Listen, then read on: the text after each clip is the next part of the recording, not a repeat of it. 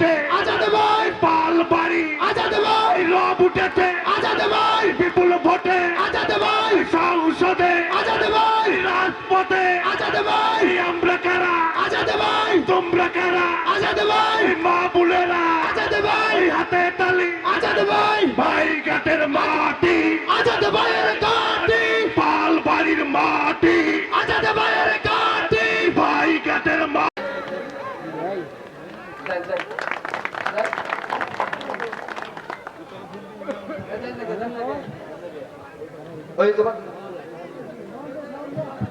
আমাদের আজকের অনুষ্ঠানের প্রধান অতিথিকে ফুল দিয়ে বরণ করে নিচ্ছেন আমাদের এই মধু পালবাড়ির যারা আজকের অনুষ্ঠানের আয়োজন করেছেন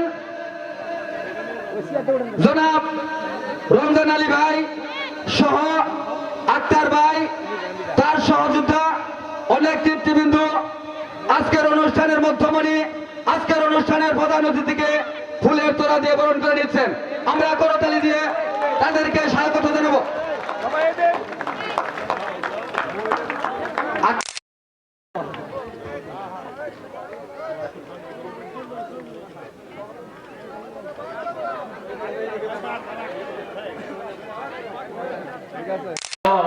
আবার আইলো সংসদ নির্বাচন, দেশের জনগণ আবার আইলো সংসদ নির্বাচন।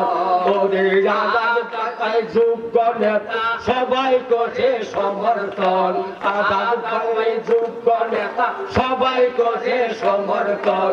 আবার আইলো সংসদ নির্বাচন, সঙ্গের জনগণ আবার আইলো সংসদ নির্বাচন। দেশের জনগণ আবার আইলো সংসদ নির্বাচন।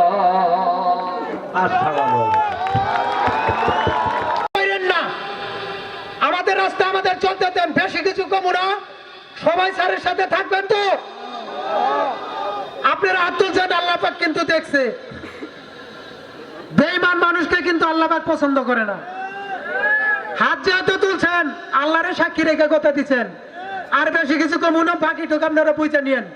আমার স্যার কথা বলবে, আপনার এখানে যে মাদ্রাসা 150-200 ছাত্র ছাত্রী, আমরা কে বরাবর হইতে পারি না। যদি কইছি যে ছাত্র ছাত্রী আমরা হইলাম অবহেলিত এলাকাটা, আমরা এখানে যাতায়াত করতে পারি না, তাহলে আমরা একটু বাড়াবাড়ির ব্যবস্থা করে দিন।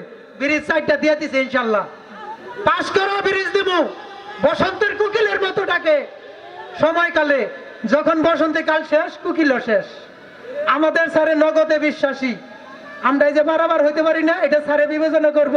বেশি কথা কমু না, সবাইকে ধন্যবাদ জানিয়ে আর আহ্বান জানাই, আজ থেকে কাঁধে কাঁধ মিলে হাতে হাত রেখে 4 হাত একান্ত করলে শক্তিশালী হাত।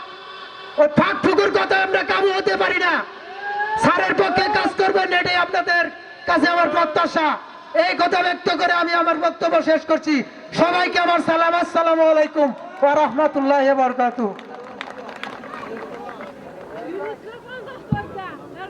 ডাক দিয়েছে আজাদ ভাই, বৈশা থাকার সময় নাই, চলো সবাই মাঠে যাই, আজাদ ভাইয়ের জন্য ভোট চাই।